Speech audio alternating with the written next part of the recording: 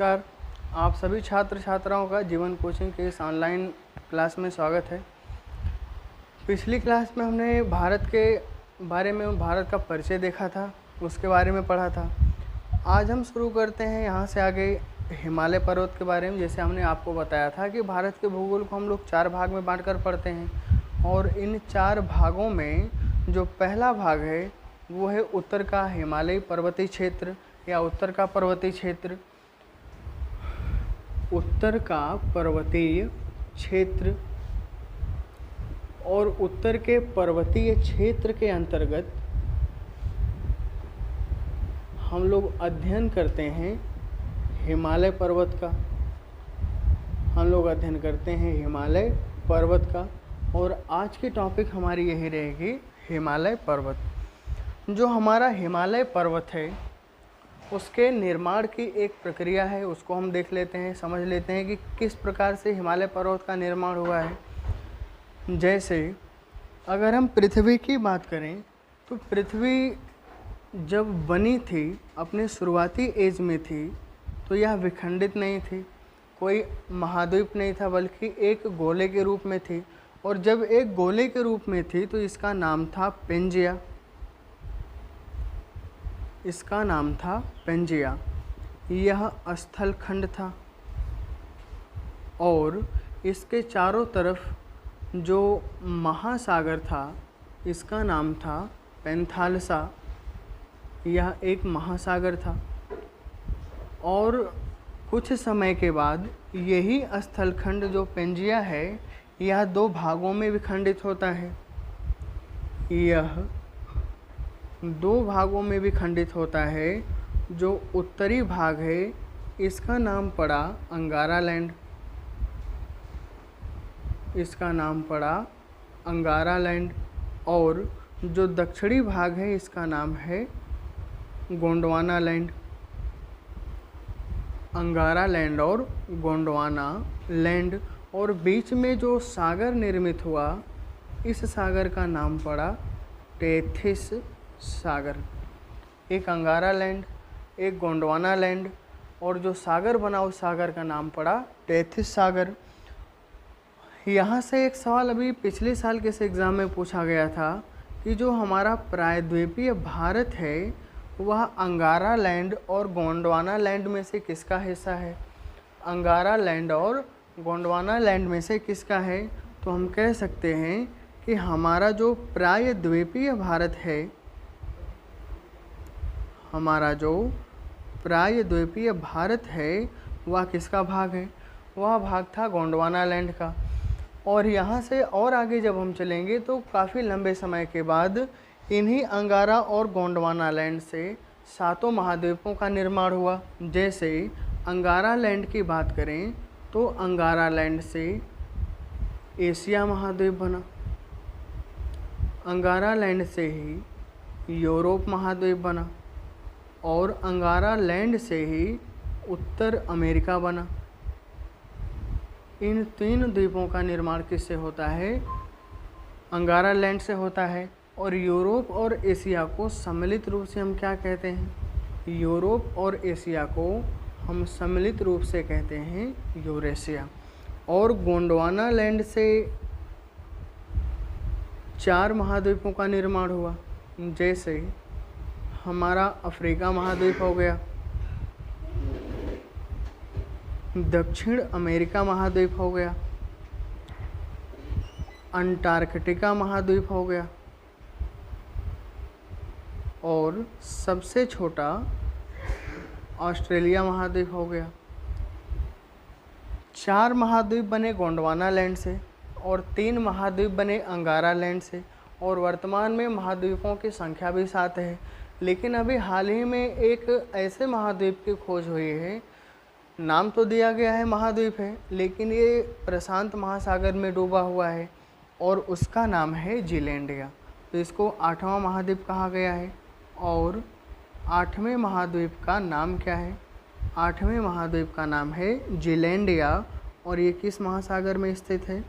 ये है प्रशांत महासागर में स्थित है। और किस देश के पास है। तो जब आप मैप देखेंगे ऑस्ट्रेलिया और न्यूजीलैंड का जो बीच का हिस्सा है प्रशांत महासागर का, वहाँ पर स्थित है जीलैंडिया, और ये है 8वां महाद्वीप। ये है 8वां महाद्वीप। फिर आगे यहाँ से जब हम देखते हैं तो जो हमारी यूरेशियन प्लेट है, मतलब जो हमारा यूरोप है, और जो हमारा एशिया है, ये जिस प्लेट पर स्थित है इसको हम बोलते हैं यूरेशियन प्लेट। Eurasian plate. और दूसरी प्लेट है इंडो ऑस्ट्रेलियन प्लेट। और ये जो इंडो ऑस्ट्रेलियन प्लेट है, इस पर हमारा भारत भी स्थित है और इस पर ऑस्ट्रेलिया भी स्थित है। मतलब ऑस्ट्रेलिया और भारत जिस प्लेट पर स्थित है उसको हम बोलते हैं Indo Australian plate. Eurasian plate के गति की दिशा दक्षिण है और इंडो ऑस्ट्रेलियन प्लेट के गति की दिशा उत्तर पूर्व है। मतलब कह सकते हैं एक दूसरे के विपरीत दिशा में ये दोनों प्लेटें गति कर रही हैं। और जब एक दूसरे के विपरीत दिशा में गति करेंगे तो जाहिर सी बात है जो बीच में स्थित अवसाद है वो उन पर वलन बल पड़ेगा और ये धीरे धीरे ऊपर उठेंगे। जैसे ये जो टेथिस सागर है, इसमें बहुत सारी नदियां आकर गिरती थीं और अपने साथ लाए गए अवसादों को जमा करते थे। तो जमा करते करते जब बहुत लंबा समय बीत गया तो बहुत सारे अवसाद और वेस्ट मटेरियल जमा हो गए। और जब यूरेशियन प्लेट और इंडो ऑस्ट्रेलियन प्लेट का दबाव पड़ा टेथिस सागर में जमा अवसादों पर, तो ये ऊपर उठने लगे और इस ऊपर उठने की क्रिया के फलस्वरूप हमारे हिमालय पर्वत का निर्माण हुआ है। तो यहाँ पर जो हिमालय पर्वत से और सवाल पूछे जाते हैं उसके बारे में हम थोड़ा सा देख लेते हैं। हमारा जो हिमालय पर्वत है, हिमालय पर्वत का निर्माण किस बल के फलस्वरूप हुआ है? तो हिमालय पर्वत का निर्माण वलन बल के फलस्वरूप हुआ है। वलन बल के फलस्वरूप हुआ है, फलस्वरूप हुआ है। हिमालय पर्वत कैसा पर्वत है? तो यहाँ पर हम कह सकते हैं कि हिमालय पर्वत हमारा एक नवीन वलित पर्वत है। हिमालय पर्वत एक नवीन वलित पर्वत है। और हमारा हिमालय पर्वत किस युग में निर्मित है? तो हमारा हिमालय पर्वत टर्शियरी युग में निर्मित हुआ। टर्शियरी युग में बना। ये सवाल कई बार पूछा गया है कि हिमालय पर्वत का निर्माण किस युग में हुआ है? तो टर्शियरी युग में हुआ है, या टर्शियरी युग को ही हम कहते हैं सेनोजोइक। इसी को हम कहते हैं सेनोजोइक महाकल्प। इसको हम कहते हैं सेनोजोइक महाकल्प। इसको हम टर्शियरी क्यों कहते हैं, थोड़ा सा इसको हम देख लेते हैं। जैसे मनुष्य की जो अवस्थाएं होती हैं, बाल्यावस्था, युवावस्था, प्रौढ़ावस्था, वृद्धावस्था, उसी तरीके से हमारे पृथ्वी के भी 4 युग हैं, 4 महायुग हैं। उनमें से पहला जो आता है उसका नाम है प्री कैम्ब्रियन।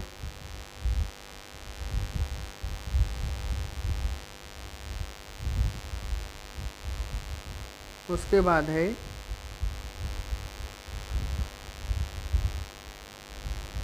पैलियोजोइक। पैलियोजोइक। तीसरा है सेनोजोइक।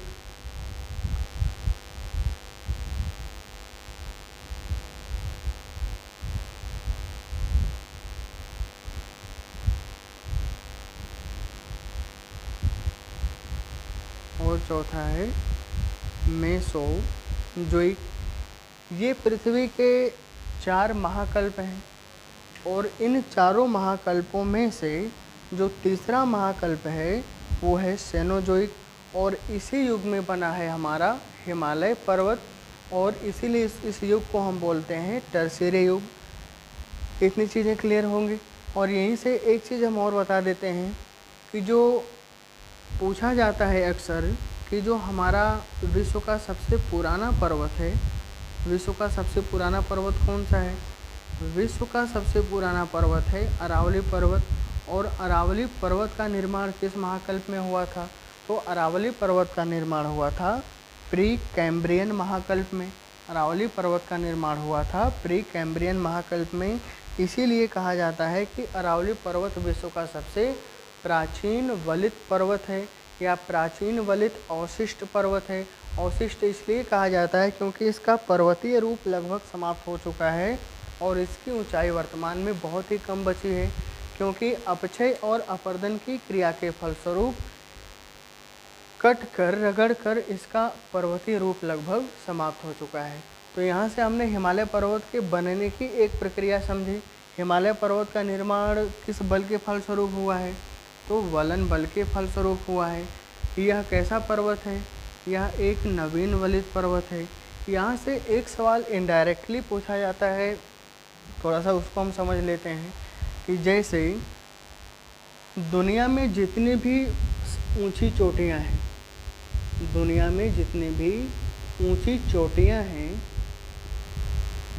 ये सभी ऊंची चोटियाँ नवीन वलित पर्वत में स्थित हैं।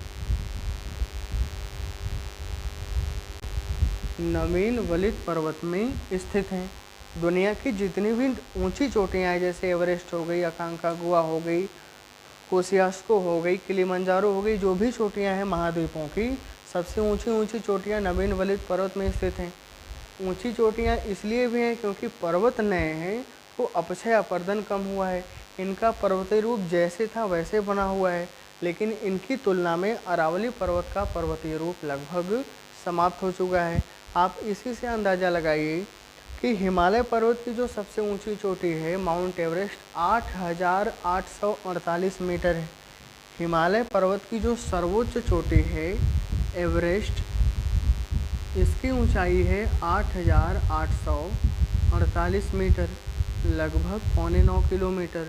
लेकिन जो हमारा अरावली पर्वत है, इसकी जो सबसे ऊंची चोटी है गुरु शिखर, इसकी जो सबसे ऊंची चोटी है गुरु शिखर, इसकी जो ऊंचाई है वो है 1722 मीटर। वो कितनी है? वो है 1722 मीटर। तो आप इसी से अंदाज़ा लगाइए कि जब अरावली बना होगा तब इसकी ऊंचाई कितनी रही होगी, और हिमालय आज मतलब कुछ लाख वर्ष पहले का बना है तब इसकी ऊंचाई इतनी है। तो यहाँ पर ये सवाल इनडायरेक्टली पूछा गया है कि दुनिया की जो सबसे ऊंची चोटियाँ हैं पर्वतों की, वो किस प्रकार के पर्वतों में स्थित हैं। तो वहाँ पर ऑप्शन में आपको कई सारे पर्वत मिल सकता है, नवीन वलित पर्वत, प्राचीन वलित पर्वत, जो भी हो। यहाँ पर हमारा उत्तर क्या होगा? हमारा उत्तर हो जाएगा नवीन वलित पर्वत। दुनिया की ऊंची चोटियाँ नवीन वलित पर्वत में पाई जाती हैं। और हमारा जो प्रायद्वीपीय भारत है वह अंगारा लैंड और गोंडवाना लैंड में से किसका हिस्सा था? तो हम कह सकते हैं कि यह अंगारा लैंड और गोंडवाना लैंड में से गोंडवाना लैंड का हिस्सा था। और गोंडवाना लैंड उत्तर में स्थित था या दक्षिण में? तो हम कह सकते हैं कि गोंडवाना लैंड दक्षिण में स्थित था और अंगारा लैंड हमारा उत्तर में स्थित था। और अगर आपसे पूछा जाए कि हिमालय पर्वत का निर्माण किन प्लेटों के आपस में टकराने से हुआ है या बल लगाने से हुआ है, तो हमारा आंसर होगा कि यूरेशियन प्लेट और इंडो ऑस्ट्रेलियन प्लेट के आपस में टकराने से या वलन बल दोनों साइड से विपरीत दिशा से लगाने से हिमालय पर्वत का निर्माण हुआ है। अब हम आगे चलते हैं, हिमालय पर्वत की श्रृंखलाओं को देखते हैं। कौन कौन सी श्रृंखलाएं हैं, उनकी उप श्रृंखलाएँ कौन कौन सी हैं, उनका विस्तार कहाँ कहाँ पर है, उनकी विशेषता क्या है, उनका निर्माण क्या कब किस कल्प में हुआ था, किस युग में हुआ था, इत्यादि के बारे में। तो हमारा जो हिमालय पर्वत है, हमारा जो हिमालय पर्वत है, हिमालय पर्वत की कुल चार श्रृंखलाएँ हैं, जिसमें से पहली श्रृंखला है हमारी, या पहला जो इसको हम बोलते हैं वो है ट्रांस हिमालय। पहला हिमालय है ट्रांस हिमालय। दूसरा हमारा है बृहद हिमालय। दूसरा है बृहद हिमालय, तीसरा है लघु हिमालय, और चौथा है हमारा शिवालिक हिमालय। हिमालय की ये 4 श्रृंखलाएं हैं, ट्रांस हिमालय, बृहद हिमालय, लघु हिमालय और शिवालिक हिमालय। अगर आपसे पूछा जाए कि ये जो चारों श्रृंखलाएं हैं, इन चारों श्रृंखलाओं में सबसे उत्तर में कौन है, तो सबसे उत्तर में हमारी ट्रांस हिमालय, उसके दक्षिण में बृहद हिमालय, उसके दक्षिण में लघु हिमालय और सबसे दक्षिण में हमारी शिवालिक हिमालय। तो सबसे दक्षिण में कौन है, सबसे दक्षिण में है शिवालिक हिमालय और सबसे उत्तर में है हमारा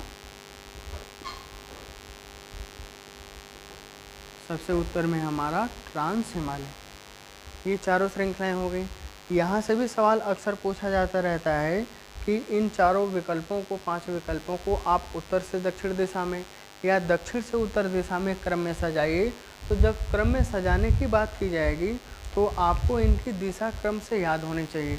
तो शिवालिक हमारा उत्तर में हो जाएगा और शिवालिक सबसे दक्षिण में हो जाएगा और ट्रांस हमारा सबसे उत्तर में हो जाएगा। यहीं से एक चीज़ हम और देख लेते हैं।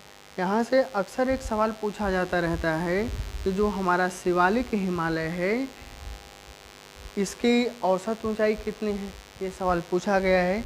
तो इसकी औसत ऊंचाई की हम बात करेंगे तो इसकी औसत ऊंचाई 850 से 1200 मीटर के बीच है। इसकी औसत ऊंचाई 850 से 1200 मीटर के बीच है। या दूसरे शब्द में पूछें तो हिमालय की चारों श्रृंखलाओं में सबसे कम ऊंचाई वाली श्रृंखला कौन सी है, तो हिमालय की चारों श्रृंखलाओं में से सबसे कम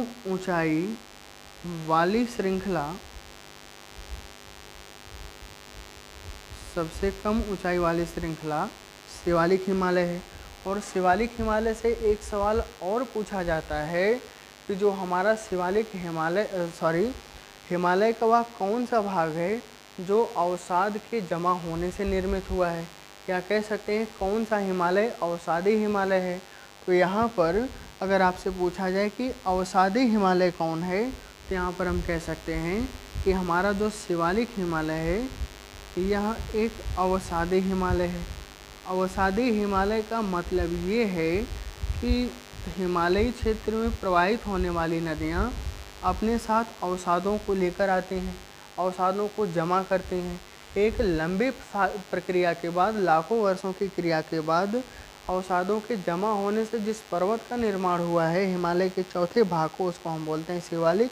इसीलिए हम कहते हैं कि हमारा जो शिवालिक है वह एक अवसादी हिमालय है। और अगर आपसे पूछा जाए कि शिवालिक हिमालय किस कल्प में निर्मित हुआ था, शिवालिक हिमालय किस कल्प में निर्मित हुआ था, तो यहाँ पर हम कह सकते हैं कि हमारा शिवालिक हिमालय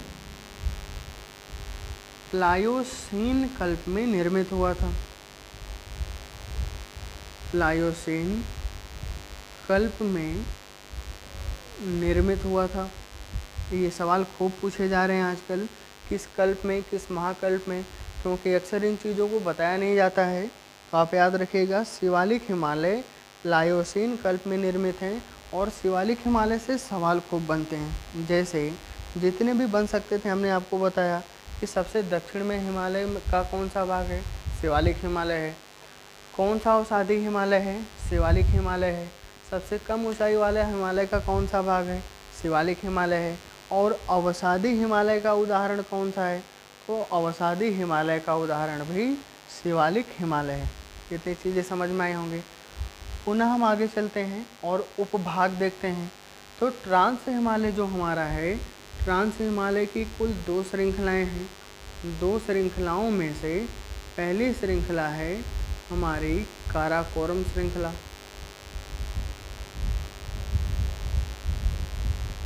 पहली श्रृंखला है हमारी काराकोरम श्रृंखला और दूसरी श्रृंखला है हमारी लद्दाख श्रृंखला। और ये दोनों श्रृंखलाएं वर्तमान समय में लद्दाख राज्य में स्थित हैं।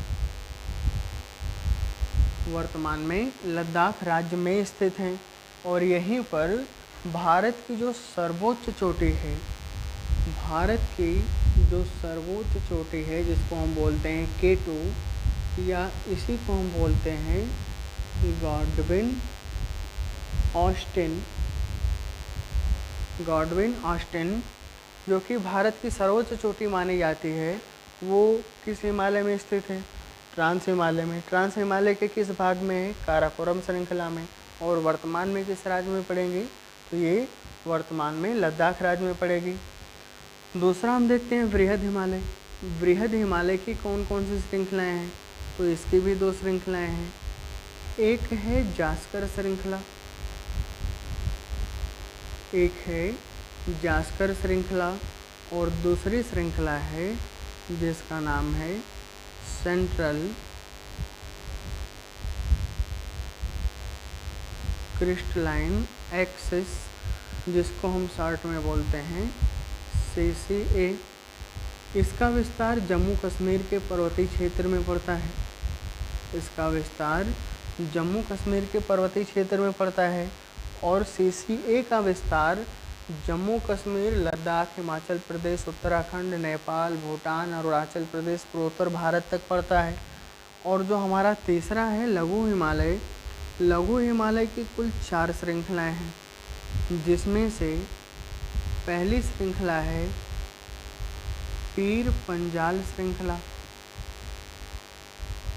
दूसरी है धौलाधर श्रृंखला, तीसरी है मसूरी नागटिवा श्रृंखला और चौथी है महाभारत श्रृंखला। चौथी है महाभारत श्रृंखला, जिसमें से पीर पंजाल श्रृंखला स्थित है जम्मू कश्मीर में, धौलाधर श्रृंखला है हिमाचल प्रदेश में, मसूरी नागटिवा उत्तराखंड में और महाभारत श्रृंखला है नेपाल में।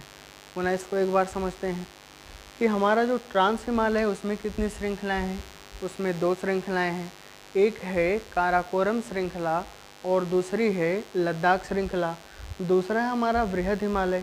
वृहद हिमालय की भी 2 श्रृंखलाएं हैं। एक है जास्कर श्रृंखला, दूसरी है CCA जिसको हम बोलते हैं सेंट्रल क्रिस्टलाइन एक्सिस श्रृंखला। तीसरा हमारा हिमालय है लघु हिमालय और लघु हिमालय की कुल 4 श्रृंखलाएं हैं, जिसमें से आपका एक है पीर पंजाल श्रृंखला, दूसरा है धौलाधर श्रृंखला, तीसरा है मसूरी नागटिवा श्रृंखला और चौथा है महाभारत श्रृंखला।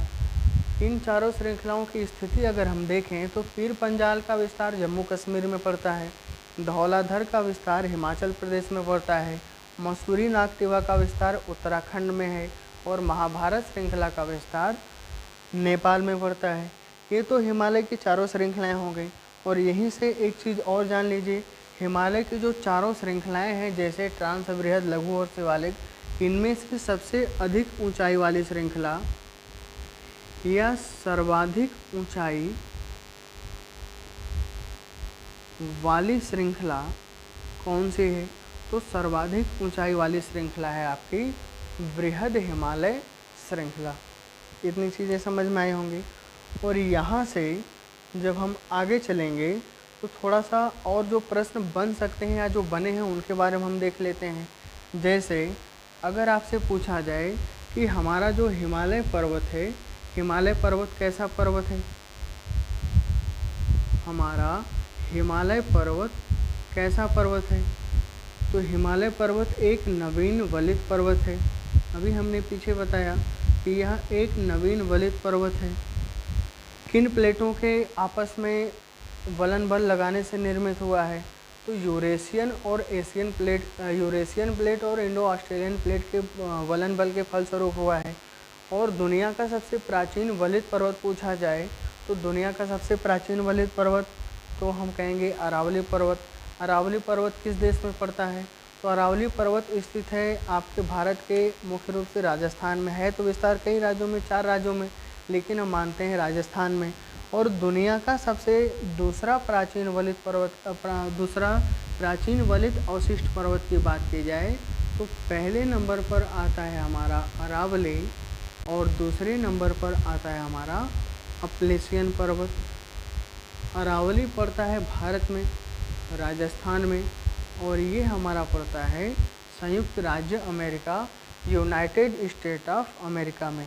अगर आपसे पूछा जाए कि वृहद हिमालय का निर्माण किस कल्प में हुआ था, तो हम कहेंगे ओलिगोसेन कल्प में। ओलिगोसेन कल्प में निर्मित हुआ था। ओलिगोसेन कल्प में निर्मित। और लघु हिमालय का निर्माण मायोसीन कल्प में हुआ था। मायोसीन कल्प में निर्मित। बृहद हिमालय का निर्माण ओलिगोसीन कल्प में और लघु हिमालय का निर्माण मायोसीन कल्प में और शिवालिक हिमालय का निर्माण प्लायोसीन कल्प में हुआ था। ये तो हो गया हिमालय का एक बेसिक परिचय। और यहाँ से जब हम आगे चलेंगे तो हिमालय पर्वत की एक एक श्रृंखलाओं के बारे में हम अध्ययन करेंगे। उनमें कौन कौन सी चोटियाँ स्थित हैं, कौन कौन से दर्रे स्थित हैं, कौन कौन से ग्लेशियर स्थित हैं, उनको हम देखेंगे। तो आज हम एक हिमालय का चर्चा करते हैं और देखते हैं कि ट्रांस हिमालय में कौन कौन सी श्रृंखलाएँ हैं, उनकी क्या विशेषताएं हैं और यहाँ से कौन कौन से सवाल बन सकते हैं।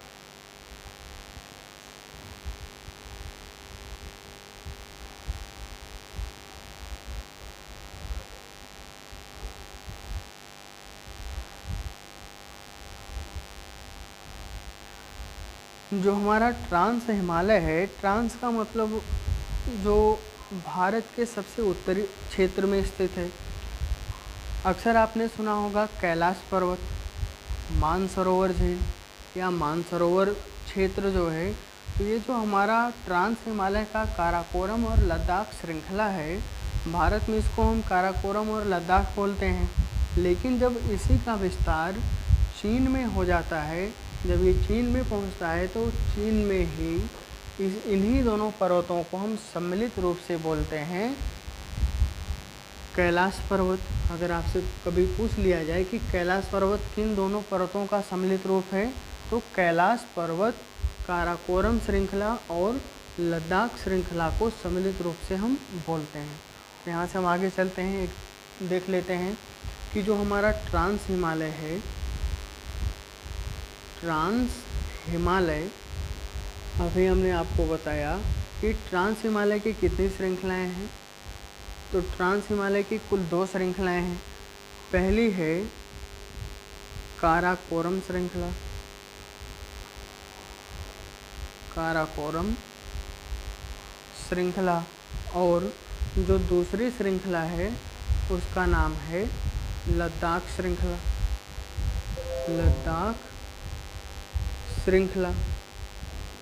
जो हमारा काराकोरम श्रृंखला है, काराकोरम श्रृंखला में यहाँ पर हम देखेंगे चोटियाँ कौन कौन से हैं।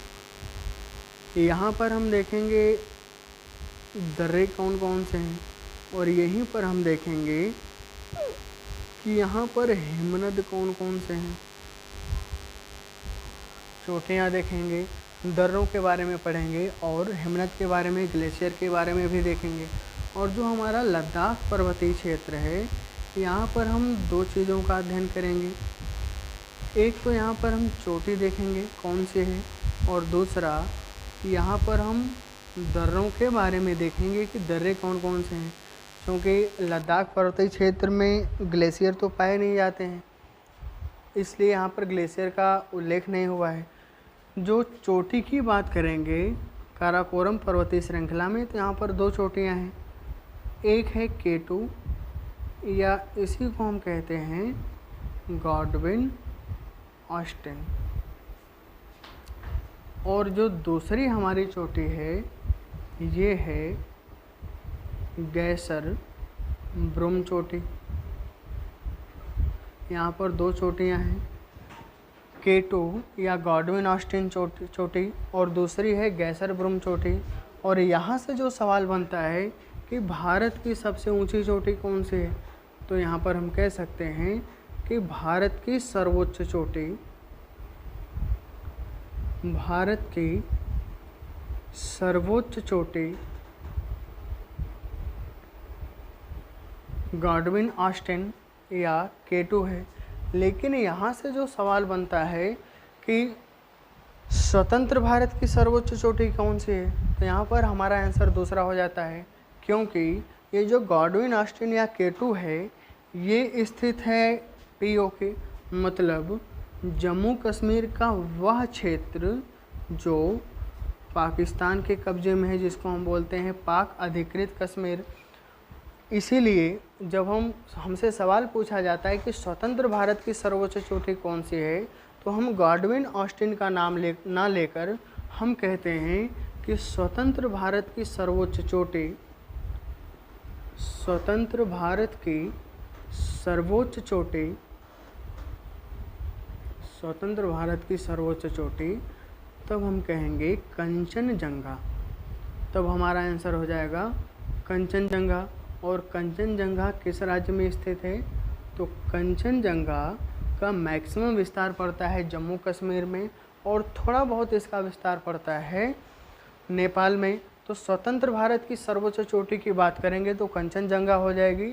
लेकिन अगर स्वतंत्र भारत की बात नहीं है, बस ऐसे ही पूछ लिया जाए आपकी कि भारत की सर्वोच्च चोटी कौन है, तो हम कहेंगे POK में स्थित गॉडविन ऑस्टिन या इसका दूसरा नाम है K2।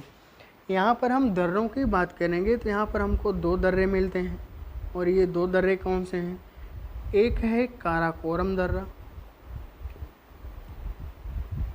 एक है काराकोरम दर्रा और दूसरा है केप सांगला।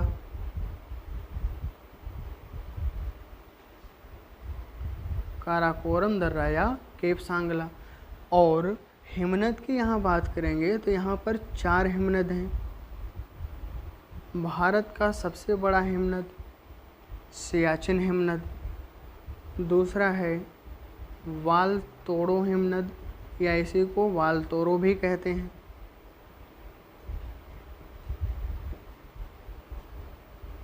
तीसरा है व्याफो हिमनद और चौथा है हिस्पर या इसी को कहते हैं हिस्पार हिमनद। और यहाँ से जो सवाल पूछा गया था वो सवाल ये पूछा गया था, चारों हिमनदों का नाम दे दिया और बोल दिया आपसे कि इन चारों हिमनदों को पूर्व से पश्चिम दिशा में या पश्चिम से पूर्व दिशा में सजाइए। तो यहाँ पर हम कह सकते हैं कि जो हमारा सियाचिन है ये सबसे पूर्व में है और जो हमारा हिस्पर या हिस्पार है ये सबसे पश्चिम में है। तो दिशा क्या हो जाएगी, यहाँ पर दिशा पूर्व से पश्चिम की है, यहाँ पर ये दिशा पूर्व से पश्चिम की है। मतलब सबसे पूर्व में सियाचिन हिमनद और उसके पश्चिम में वालतोरो हिमनद, उसके पश्चिम में व्याफो हिमनद और सबसे पश्चिम में हमारा हो जाएगा हिस्पर हिमनद। हिमनद का मतलब जैसे जो बर्फ़ की सिल्लियाँ आती हैं छोटी छोटी, उन्हीं सिल्लियों का अगर हम बहुत बड़ा स्वरूप देखें तो उन्हीं को हम बोलते हैं हिमनद। जैसे अगर हम सियाचिन की बात करें तो सियाचिन की कुल लंबाई अगर हम देखें तो लगभग 74-75 किलोमीटर है। सियाचिन हिमनद की लंबाई लगभग 74-75 किलोमीटर की है और इस प्रकार से ये भारत का सबसे बड़ा हिमनद बन जाता है। भारत का सबसे बड़ा हिमनद कौन सा है, सियाचिन हिमनद। भारत का सबसे बड़ा हिमनद। और यहाँ पर थोड़ा सा हम समझ लेते हैं दर्रा क्या होता है। जैसे हमारे यहाँ मैदानी क्षेत्रों में आने जाने के लिए, आवागमन के लिए अच्छी अच्छी सड़कें हैं, हाईवे हैं, 4 लेंथ है, 2 लेंथ है, 6 लेंथ हैं। लेकिन पर्वतीय क्षेत्रों में सड़क बनाना इतना आसान नहीं होता है, बहुत ही दुष्कर कार्य होता है पर्वतीय क्षेत्रों में सड़क बनाना। तो वहाँ पर जो आने जाने के लिए प्राकृतिक रास्ते बने हुए हैं पर्वतों के बीच में, घाटियों के बीच में, उन्हीं प्राकृतिक रास्तों को हम क्या कहते हैं, उन्हीं को हम दर्रा कहते हैं। हिंदी में अपने भारतीय लैंग्वेज में हम दर्रा कहते हैं, लेकिन जब हम चीन में जाएंगे या नेपाल भूटान में जाएंगे तो यहाँ पर इसको हम बोलते हैं लॉ, और लॉ का मतलब भी होता है दर्रा। लॉ का मतलब भी होता है दर्रा। तो यहाँ पर आने जाने के लिए जो प्राकृतिक रास्ते हैं पर्वतीय क्षेत्रों में, इनको हम क्या बोलते हैं? दर्रे बोलते हैं। तो जो काराकोरम पर्वतीय क्षेत्र है, काराकोरम पर्वतीय क्षेत्र में चोटियाँ दो हैं, गॉडविन ऑस्टिन या K2, और दूसरी चोटी है गैसरब्रोम। दर्रों की बात करेंगे तो दर्रे भी दो हैं, काराकोरम दर्रा और केपसांगला दर्रा। और अगर हिमनद की बात करेंगे तो कुल 4 हिमनद हैं, सियाचिन हिमनद, वालतोड़ो हिमनद, व्याफो हिमनद और हिस्पर हिमनद। अब हम बात करते हैं लद्दाख श्रृंखला की। लद्दाख श्रृंखला की बात करेंगे तो यहाँ पर चोटी जो है वो है, लद्दाख श्रृंखला में जो सबसे पहले यहाँ पर हम दर्रे को ही देख लेते हैं। यहाँ पर जो दर्रे हैं उसमें से एक है चांगला,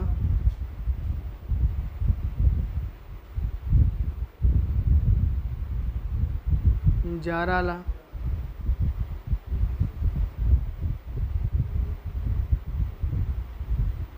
चारडिंगला, लनकला,